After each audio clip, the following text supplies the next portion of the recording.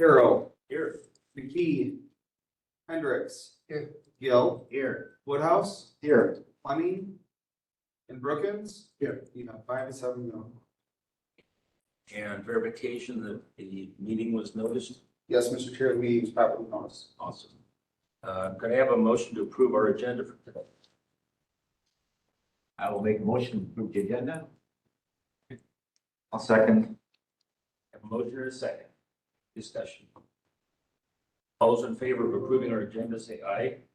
Aye. Opposed? Okay. All right, and minutes from our last meeting. Motion to approve those minutes. I'll second. All in favor of approving the minutes as posted, say aye. Aye. Aye. Okay. And now we have public comment. Anyone here for public comment, online or for here?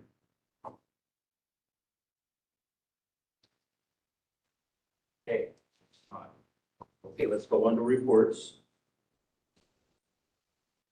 Russ. All right, just kind of brief overview of what we've done so far this year.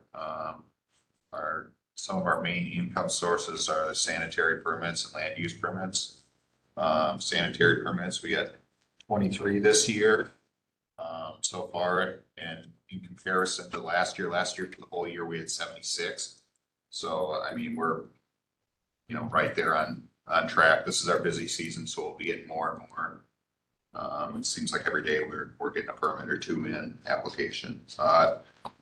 Soil site evaluations, that's the first step before, that's the first step into the design of a sanitary system. So they have to figure out what soils are there. So far, we've got 20 of those in. Last year, we had 62. Land use permits, that's basically our building permits, that type of stuff. This year, so far, we have 66, I believe, last I checked, and last year there was 172, so maybe a little bit behind. We're not seeing a ton of new builds so far this year, but a lot of additions, that type of stuff. Rezones, we'll be hearing on our 9th rezone this year. Last year we had 33. And just touch on departmental updates. Our new administrator, Katrina, will be starting next Monday. So she will be at our next meeting in July. She'll, I'm sure, have a whole bunch of updates of stuff she's got going on and in the works. She'll be working on her tests for her certification tests for certified soil tester and the house inspector. We're right in the middle of our busy season, so we have plumbers are starting to put in septic systems all over the place. We got 5 installs ready this year so far, and that's just in the last 2 weeks. Like I said, right now they're calling the office or texting me directly. Yeah, we're starting to see a lot of those, especially as hopefully we're getting a little bit drier weather. We'll see a lot more of those going in. Right now it's mainly just the in-ground systems because the soil's a little too wet for the gap grades and the mound systems. That's really about all I got for our updates so far. Do you know roughly how many of those 66 building permits were actually new homes or residences? I can get you those numbers. I don't know off the top of my head. I'm just kind of cross-referencing because they have to get a sanitary permit in order to get a building permit. Right. And I want to say I know I have 12 of them that are 12 sanitary permits that are going to be new builds. Okay. So. Thanks. Okay, because I put a bunch of stuff in the folder. The number one thing is you probably got email from Wisconsin Land and Water about upcoming you're interested, training for, it's called Land Conservation Committee training, that's what generally it's called. It's for you to, if you want to, there's one in, Sparta on the 18th. And there should be, and there's one in Jefferson on the 20, can't think of the top of my head, the 20 something, the 26th, 28th. And if you want to apply, do that, fine. If not, let me know, because then I'll ask them and they will send the training information to me, and then I put that, mail that out to you, so you have it. So you see what the responsibilities are as the land conservation part of this committee, structure. So if you want to register, so that link is was sent to you, but it's also, I've got it in the committee folder. This way. It's in the committee folder. We are hosting on, we have what's called the Aquatic Invasive Species Grant. It's a lake monitoring protection network grant. And one of the things we're going to try this year is called a Snapshot Day. It'll be held August 10th. We're going to have a little mini training for all volunteers at down here on Seminary Street at the park shelter, where the old community center used to be. And then after we get done with that, we're going to go out to the kayak landing parking lot on the DNR property out on Highway 80 North, across from SR, and then we'll just send people out on the DNR property to see if they see any invasives. And then we meet back and we do a briefing after about a couple hours, meet back at the park and do a briefing. So if you're interested in volunteering, or know somebody that is, it'll be on the 10th of August. We're also looking for that same program, looking for people to volunteer for Clean Boats, Clean Water, which is doing boat inspections at boat landings, at the kayak landings. Memorial Weekend, Corey, one of our staff was down at the Port Andrews boat landing for a few hours. I went down there on Monday, and then Jen went out to the kayak landing. We met with people. I saw Lane. It was, water was a little high, so there weren't many people out on either thing, but it's really simple to do. We've got the materials. If you know anybody that might want to volunteer, just talk to the people there's a neat form that goes through. You just go by step, and the boat inspections aren't that hard. It's just reminding people that they need to empty their live wells, check for weeds and stuff hanging off their boats and trailers, and there's no water left in the kayaks, and they're not transporting things back and forth. Corey, one of my staff is doing a mentoring program through Wisconsin Land and Water. Her mentor is actually my counterpart in Sauk County. So she's meeting with her and they're talking about things. So it's nice to get to meet people from other counties and actually see what they're doing, and they can help. And I think it's a win-win. It gives us new ideas and it gives her a chance to blossom and learn more. Corey and Jen are taking on their own. They went sign up for a free course for organic farming, was it? Yeah, it's called Organic Teachers Academy. So money was donated to NWTC up in Green Bay for this 3-year program to teach land conservation professionals and teachers about sustainable ag practices. So what kinds of organic farming practices and things can we be doing to keep our soils good and work sustainably? Corey's working with landowners about on getting their nutrient management plans updated and where to go. I'm doing that for the Farmland Preservation Program and updating lists. Derek, my technician, he's had a couple of projects go in, including a well abandonment, a stream crossing, and an access road repair. And he's working with Josh Elder. The parks used to be part of under what I did, and part of that was snowmobile grants. We applied for 2 snowmobile grants, repair grants along the Pine River here in town to keep it, because the trail's being compromised. So we got a grant to do that. Well, now it's with Josh at Highway. So those projects should go in this year. So he's working with Josh and getting that ready to go. He's also working on sites in Boaz, around Boaz for water quality training. They're trying to reduce the amount of phosphorus going into the stream above the Boaz treatment plant. This past month, there's been some inspections of some of our Mill Creek dams. We have 8 dams that were installed and the stream was straightened above Boaz for flood prevention. The money came from the federal government. First dam was built in 1959. The last one of the 8 was built in 1964, so they're older, and looking at their maintenance and making sure things are functioning properly on those.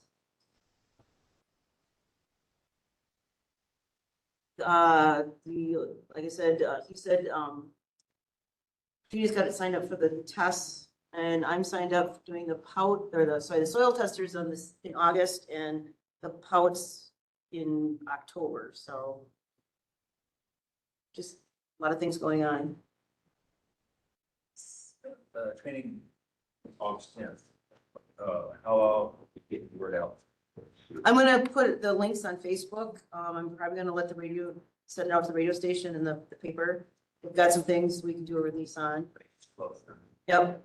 Oh, the other thing I forgot to say is in the packet, I've got a copy of the maps from the, shows where the samples, water samples were done, and people run water samples in October 2020 and April 2021. And it says, then there's a report, spring well testing results. It talks about what the one sheet is what happened, detected in April. And the other backside says what was done, what was installed in the fall and the spring of that year.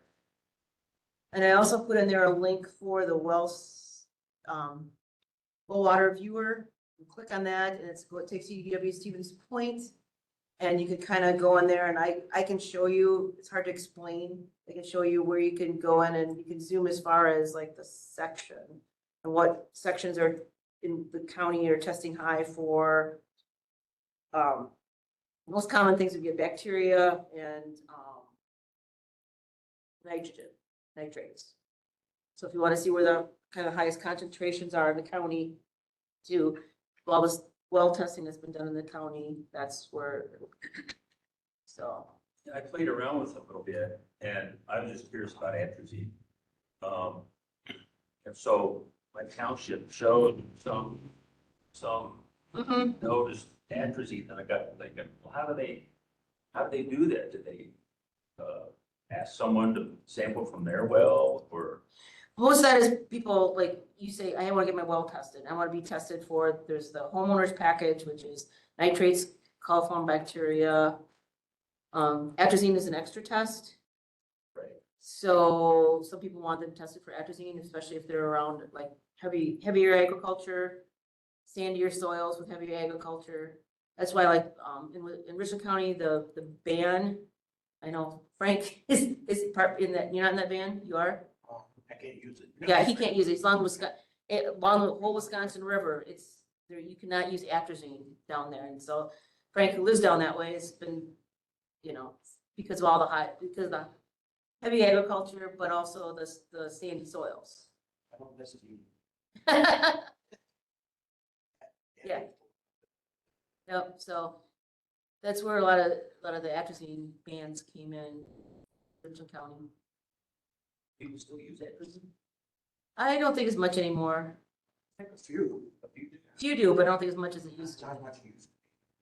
Are we doing current testing? Like I told, like, since 2020, 2021 or whatever, Well, what is our program to assess? Well, that's one thing we'll need to talk about when it, back in, we had gotten, the county had set aside money to do the well testing, but with budget constraints and things weren't looking so great, it was taken out. And that's something that we're talking about with the 2 other counties we did this project with. And that's something that to bring forward to you and to the administration to see if it's something we can afford to do, we want to do, if it's something we'd help at least promote. And, you know, and sometimes they've done some, like Vernon County, they paid for like half those the sample test for somebody to get their, we paid for the whole thing at that time, but, you know, we would be like, maybe, if there's money available, we do like 50% or something, but nothing else, we'd still promote it and hold an event. It's like a one-day event, so it's like, we send out, that's something we have to figure out now. Last time we used, we sent out random letters to a certain number of people who had septic systems. That's how we use, if they have a septic system, they have a well. And so that's what we sent out to, and then we took the first 100 people, offered it to the first 100 people. They had 12 test kits. And then say they picked them up like the week before. And then on like Saturday, that's when they brought water samples to us, and then we ran them up to, we put it on Monday, then we took them up to Stevens Point. So I know that we're getting ready to start the budget cycle. Is that gonna be one thing that we on the table to consider? That's one thing we can talk about, yeah.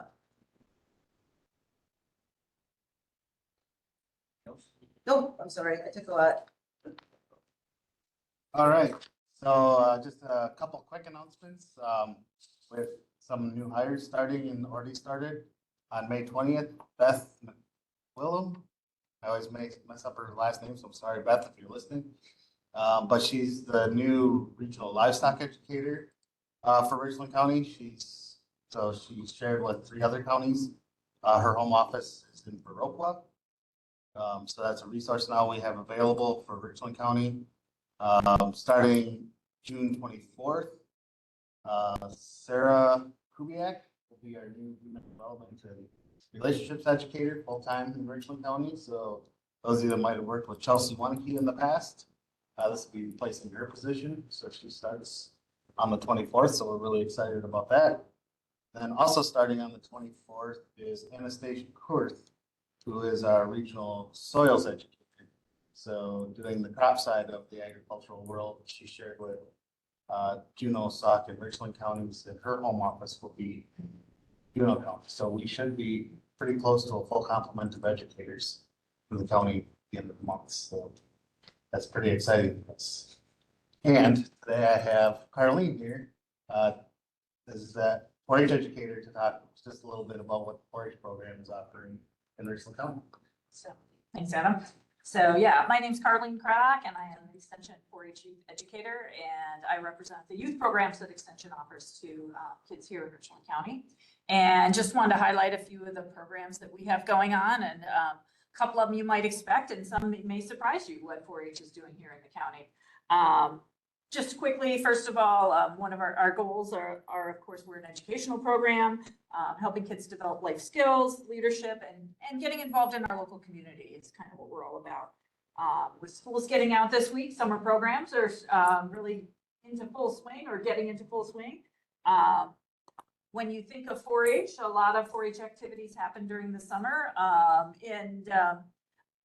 my role in that is coordinating those programs and really working primarily with the volunteers who offer those educational programs to kids. Quite often you think of agriculture, although 4-H offers much more than agriculture. There's a lot of different project areas that kids are a part of through 4-H. Just to highlight one of the agriculture things that I'm kind of excited about is the last couple of years we've seen an increase in the number of kids getting involved in 4-H livestock projects. And I think part of that is due to some of the new mentorship programs we're offering that where 4-H volunteers or older youth really working with kids and helping them getting started, providing support and information that way. So seeing some growth in that area. Maybe a couple things you don't necessarily think of when you think of 4-H or youth programs offered through Extension here in the county. A lot of what we do is we partner with other community organizations. And one of the programs that I just got done with that was a lot of fun. Like I said, I coordinate the youth program. So I'm in the office, coordinating volunteers, but I also get to do hands-on education. And this fall or this spring, the schools reached out and asked if we'd be interested in doing a class with the after-school program, the STING program. So I did a class on healthy eating and some cooking skills. So I got to offer a cooking class to some of the kids. Every other week I went into the schools and worked with the STING program and doing that with the kids. And that just wrapped up. And another program that's kind of unique and we found really exciting. I partnered with Chelsea. This is the 3rd year that we've done that program. She's no longer with us. So this year we partnered with the Richland Center schools and we offered a program called Juntos, which is for Hispanic families here in the county. We're really focuses on family communication skills, specifically around their child's education. So really a lot of, especially new families that are maybe in this community from other countries, our education system is very different than maybe their country of origin, and just helping them understand our education system and how they can support their kids through education. And this is a program that we brought in from North Carolina State University. It's research-based. It's got a great track record in showing kids increased graduation rates. Of course, we don't have that because our kids are in middle school, so I'm still going through the school system. But really a great program and got, amazing feedback from the parents about how they were so appreciative of having a better understanding of our education system, how they can support their kids, and how it really impacted communication with their families and being able to support their kids. So that's called the Juntos program, and that's just one other youth and family program that Extension is involved in. So. What did you say? It's called Juntos, and it means together. Oh. So it brings parents and kids together to talk about education. We do breakout groups where they, individually talk about, issues of education, and then they come together and discuss it as a family. It's a lot of fun, and it's a great program. Do you have issues with language barriers? That program is actually offered in Spanish. So we found that although most of the kids are fluent in English, a lot of the parents prefer Spanish. So yeah, and I have to admit, I do not speak Spanish, so that, some of the content of the course, the discussions would get going and the translation might be a little delayed, but yeah, it's offered in Spanish. Mr. Chair, I forgot to introduce, sorry, this is Jen Schrapp. She is the Office Assistant Tech for Land Conservation and Zoning, and Yeah, just a little bit about myself. I grew up in Richland Center, graduated from Richland Center High School in 2006. And I moved up to Green Bay for college and stayed up there until this last December. So I'm kind of getting to know the people again and finding out who's still around and who's not. But I'm glad to be back in this area and doing things for the community I grew up in again. sorry about that. No, Nope, that was. I do want to also have Sheena. Sheena's online. Sheena is our Foodwise coordinator that oversees the 3 county Foodwise unit. And there's going to be just a few transitions there. I thought maybe she could highlight what that transition is going to look like for our Foodwise unit. Hi, everybody. Can you hear me? Yes. Just wanted to make sure my microphone was working. I'm sorry I couldn't be here in person today to announce this, but I have officially, I've accepted a position still within Extension and within the Health and Wellbeing Institute. It's called a Regional Health. I'm part of the Regional Health Coordinator team, which is a new sort of program that Extension is doing through Health and Wellbeing to offer assistance to counties. My region actually is going to continue to cover Richland County. I'm going to have Southwest Wisconsin, but it's actually more like South Wisconsin minus the urban part of the eastern part of the southern part of the state. So I would go as far east as Jefferson County, it's looking like. And just offering support to counties and regional partners that way around more general concepts or general issues around health and well-being, as opposed to just with Foodwise. We're focused a lot on nutrition and physical activity, obviously, because of our grant. My last day officially with my Foodwise hat will be June 30th. And let's see here. And then I will be starting on the 1st officially as a regional community health coordinator is what it's called. It's the position. And in the meantime, we are going to be posting, I think the position's gonna go for approval this week. And hopefully that will get posted pretty quickly.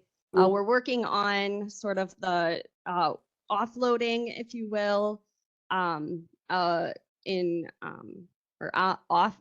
I guess, of trying to distribute priorities and commitments with the 2 educators on our team. Obviously, Monica's still here in Richland County, and then Christine Meyer. And I will still be around to kind of give support until we get a coordinator hired. They are going to be sounding like hiring a coordinator that with a ranging FTE of 0.8 to 1.0, which is good news for our 3-county area because I'm only 0.8. So hopefully that will give more FTE to our 3-county team, which I've been trying to work towards for a while. So I think that'll be ideal if that happens. The coordinator could essentially be based out of Richland, Crawford, or Vernon County. So it's going to be that person's choice. So are there any questions?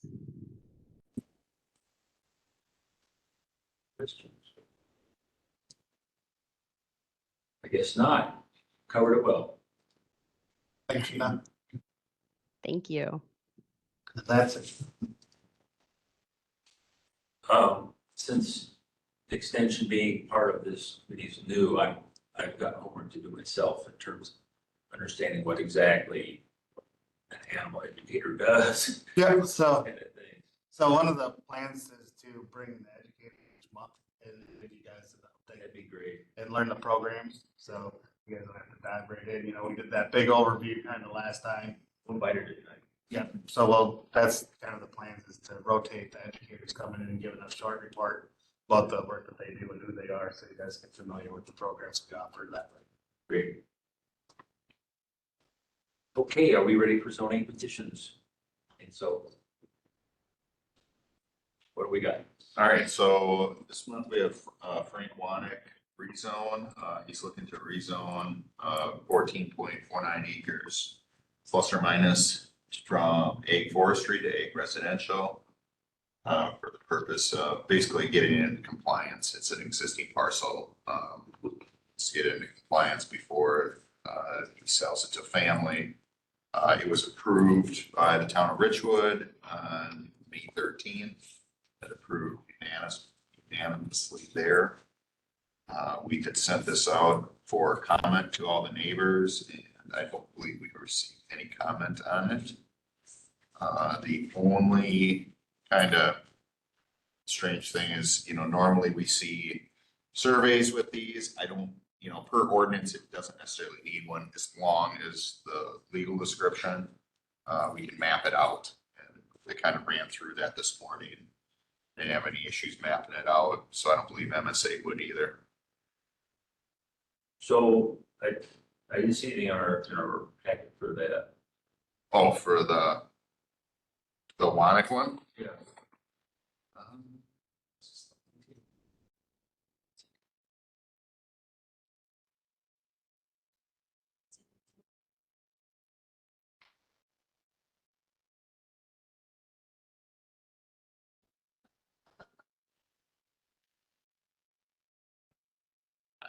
I dropped the ball, then I'm sorry.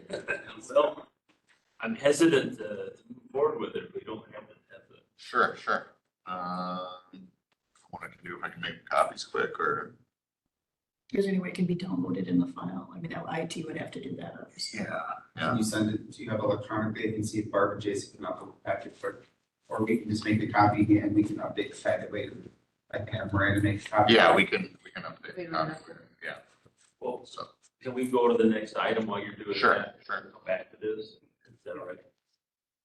next might be yours Yeah. first, guys. Okay, so then let's go to item 9 on our agenda while that's happening. The Dark Skies project, for new many members, which is most of you. One thing we looked into last year was, nearby, there's some efforts to improve the night sky, so there's not so much glare and light, so we actually see all the stars and all that. And it also affects wildlife. Wildlife gets messed up. Certain insects and other things, it just combobulated with too much light. Anyway, the point is, we had a guy who's nearby in Richland County spearheading the effort to get the area around KVR and Wildcat designated as a dark sky reserve, I guess. But even if he wasn't doing that, this is showing, this brochure that we came up with shows how you can have decent night lighting without half of it shining up into the sky. And then these are just some background and some general guidelines on what it's all about. Melissa, who was chair, pulled it together into a brochure. I just wanted to bring it up again so you guys are aware of what we're trying to do. And also I wanted to make sure that our zoning folks, when there is a permit, that they're making sure that this new place is aware of it. Yeah, and we haven't yet, because, yeah, I worked on the brochure and with Melissa, I've got a copy, takes a lot of ink, so I haven't printed many,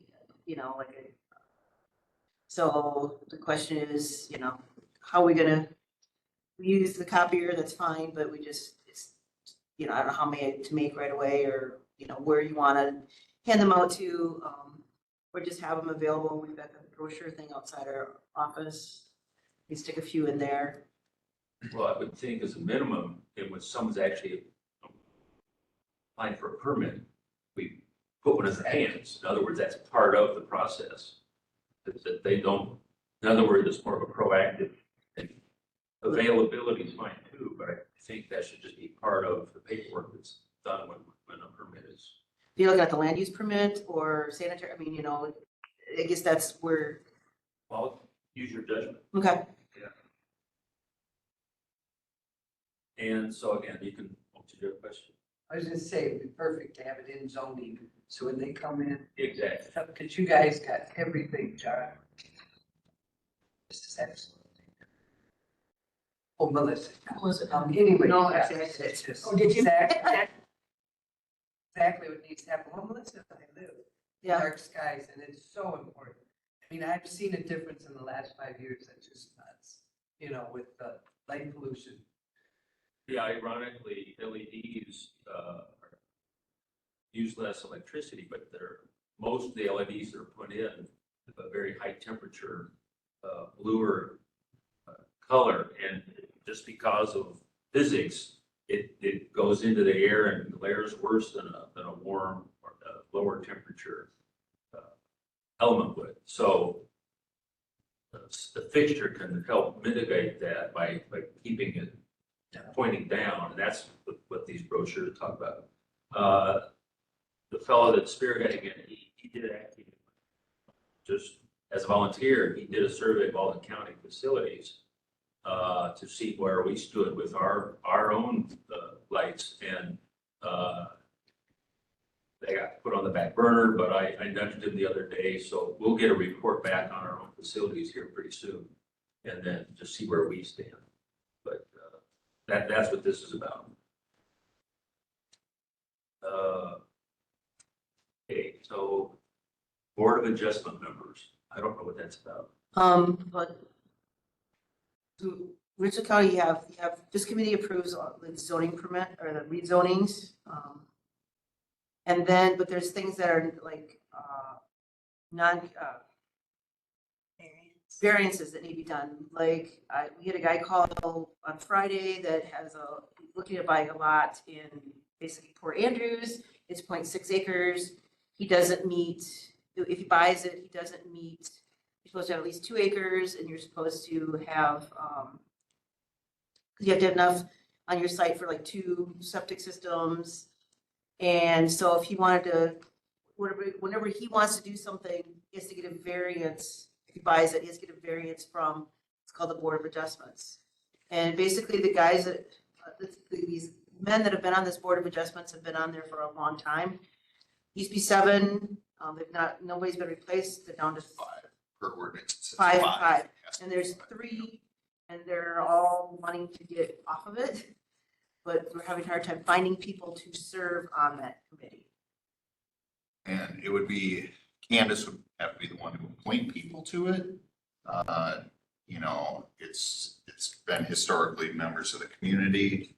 You know, that's not to say it can't be county board members also. It's currently Tom McGlynn, Ellen Ellen Rich, Rich. and Randy Hines. Does our committee need to take action? Right now, I'm just kind of looking for suggestions how we want to proceed on this. We want to advertise it amongst the community. If we have county board members who maybe want to be part of it. I don't think it would be members of this committee, you know, because you're going to be, you know, possibly sending things their way, denying things that would end up in their hands. Mr. Chair, Guys, Mr. Chair. My suggestion is to post it in the paper to see, or wherever, what social media or wherever we do it, just to try to get people from the public to. Because I mean, I reached out to not a few people that were suggested, and they all turned it down. They said, "There's, you know, I just don't have the time." At the most, it's once a month, but it's not every month that they meet. No, not every month, but yeah. Were the suggestions from the people who are currently on the board? Just we were brainstorming. Okay, You know. so does the people that are currently there, do they have any suggestions? No, not really. I kind of asked them. I said, you know, if they thought of anybody, but it's been those same members. They've been on for 20 years. So. sounds like we need to widen the window for ways to put the word out. Mhm.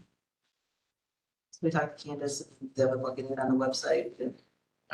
Yeah, on the website would be great. Mr. Chair, if I may, mention, it is Candace. So was this adjusted with anything to do with the reorg or no? No, this has always been under zoning. And it's, like I said, it's the administrator always appoints people. But, you know, we kind of want people who want to be on it and are going to do a good job. And there's been no interaction between this committee and that. No. At least not by me. No, none. Yeah, it's been pretty much staying at home. Yeah. Okay, sounds like put the word out. Okay. So it could potentially be board members who are not on this committee. Yes. So an email could be sent out to board members. I would guess as well. Maybe there's other board members that would be interested. They meet the first Thursday of the month at 1:00. Yep, 1 o'clock. Sorry. No, that's fine. Okay, so we got the background now for this rezone. Want to go through that again fast? Yeah, it's, like I said, it's 14 acres, a little over 14 acres, just, you know, it's an existing parcel. You can see the town approved it. I kind of included the legal description and the map in there, with the quarters and everything drawn out, so you kind of get an idea of what it is. It's that 3314-2 parcel. It's the one it is. There, I should have I have it highlighted in a different map. But basically everything on the east side of the road in the east side of the road, center line in the southwest quarter of the northeast quarter. Or southwest, yeah, southwest of the east. Yep. And then a little sliver from the 280.5 foot sliver of the southeast quarter of the northeast quarter. So that's, like I said, it's a little funky. Usually we see plats or certified survey maps. I always accompany with these. This one, you know, and it, for Mike to go off of the description, if it's over 10 acres, because our ordinance, our land division ordinance states that anything under 10 acres, if it's being split or sold, needs a certified survey map. So in this case, it doesn't fall in that category. And this is just being conveyed to family. That's the plan, Yeah. So, Building plans, just we have 4 kids, the one farm is in a trust. The other farm, we decided if each kid had a piece of property on their own. That's the kind of fair way to do it, I guess. yeah, so the current plan is to keep it raw land for the time Yes, being. yes, yeah. Yep. Farm just like it was. Okay, yep. So at some future point, though, there might be a building. All my kids have new homes, so, Okay. and the ones that are looking to buy it, just bought a place. Last year they finalized it, just 20 acres. It's not far away, actually. So, and it's got a home. Does that mean there'll be some more that'll need to be rezoned or? Eventually down the line, maybe, yeah. Okay. Yeah. Yeah. It just depends. If they want it, if they don't, it's offered to them down the line. Basically, Frank's just bringing this parcel into conformity. Any questions?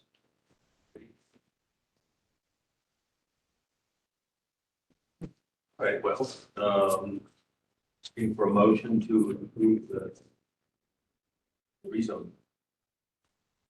I'll second. We have a motion and a second. Any more discussion? All those in favor, say aye. Aye. Aye. Any opposed? Okay.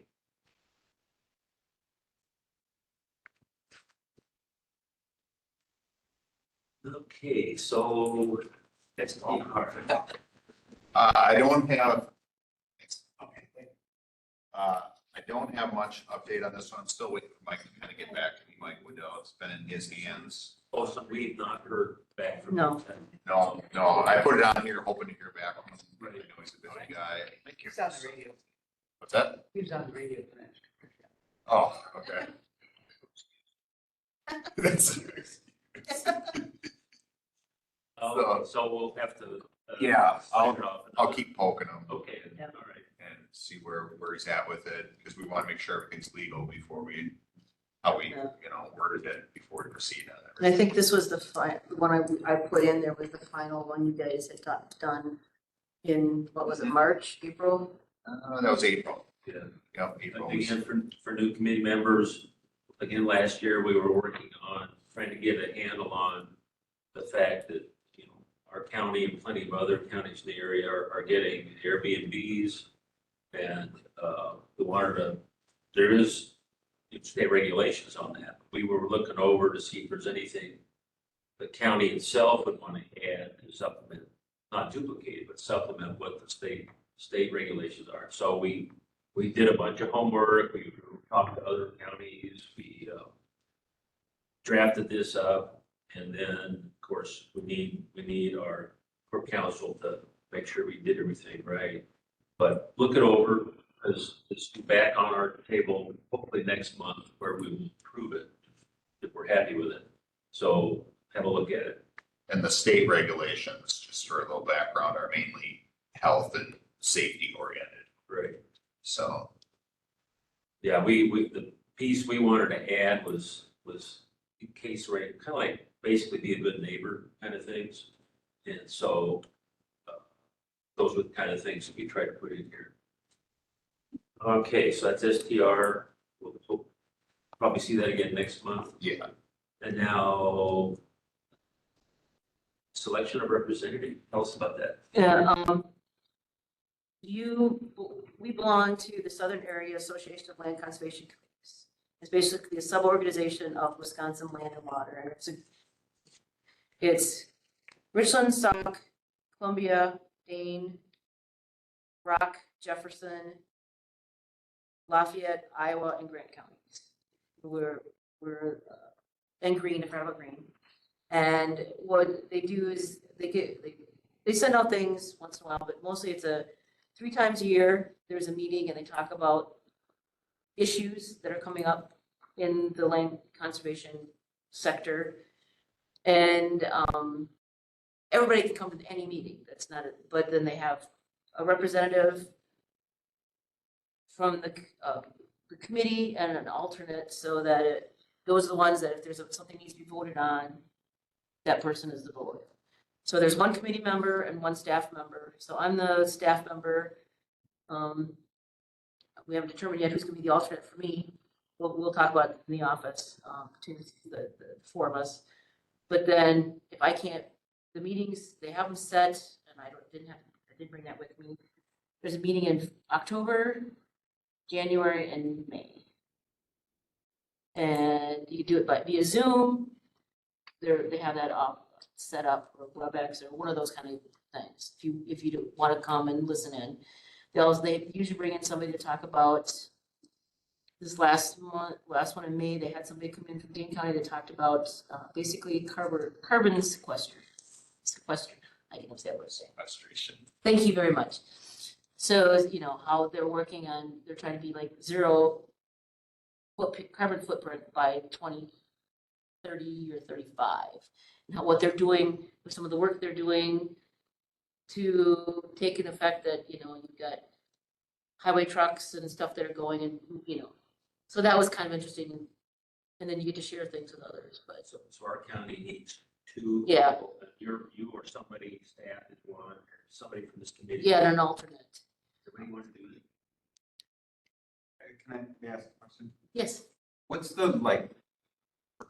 the real deal purpose of this? The purpose is to keep us in touch with what's going on at the state level. Because a lot of the things that happen,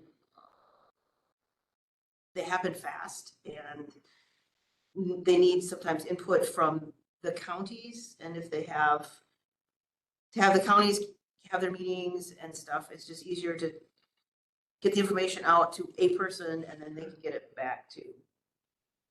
Okay. And it also exchange information, what's good, what works in, what other counties are doing, and gets ideas back to bring back to here as far as. Was Melissa that? Melissa was that. And actually, she was on the state committee too. The state was Wisconsin Land and Water. So. Are these meetings during the day or evening? During the day. They're in the mornings. They usually start like 9, 10 o'clock. So they're always remote, or are they? You can do either way.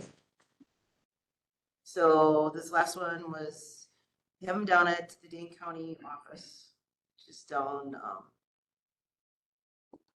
below the Department of Ag building there. But they have it set up so people can zoom in. Does anybody want to add 3 more meetings to your list?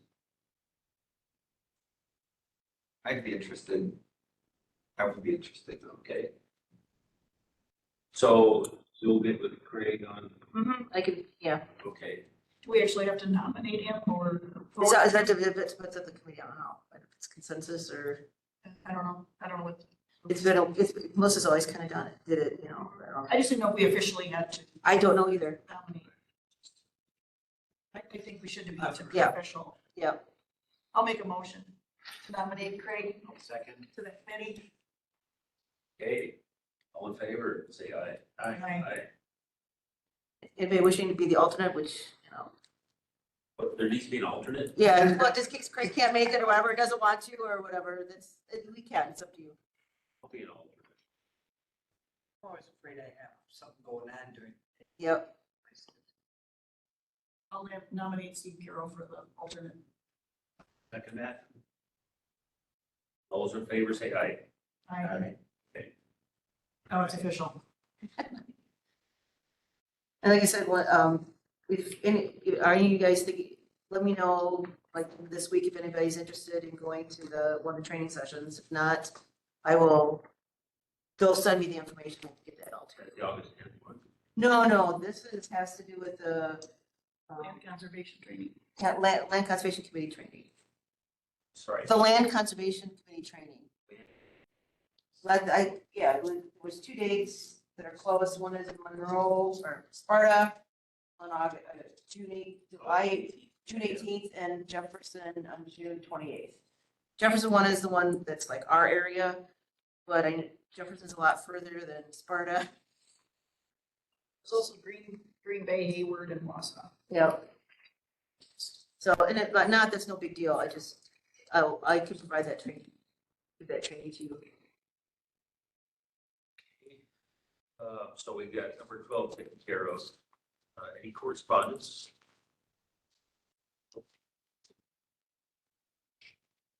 Okay, so future agenda items. Anybody got something they want to get on their agenda? Yes. Question. We reached out about rifle range, doing something with improvements there, but that'd be the Parks Committee? Yeah, that'd be through the highway. Yeah, have them contact the highway department. It used to be me. Okay. I'm done with it now. I got zoning instead, so. Okay, thanks. All right, so I didn't hear anything, so we need a motion to adjourn. I'll make a motion to adjourn the meeting. Seconded. All right, we got a motion and a second. So all those in favor say aye. Aye. Aye.